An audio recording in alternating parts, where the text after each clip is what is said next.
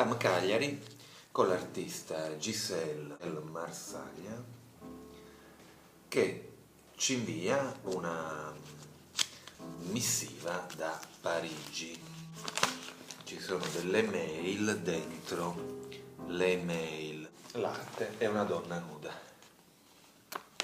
Un flusso tematico di ricerca dell'arte, il movimento Fluxus e la condizione della donna. L'arte è una donna nuda. Qualcosa in questa mail art ricorda anche un certo modo di comunicare anni 70, anni 60-70, tipico del terrorismo.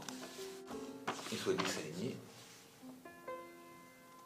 dal segno molto fiabesco, ma con un contenuto che fiabesco non è. Poi ci manda una serie di mail art, ma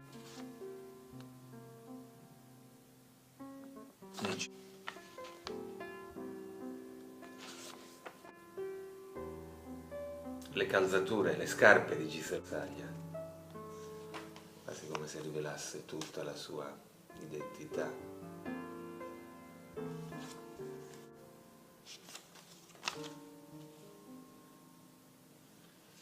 Questo è René. Impariamo alla fine anche noi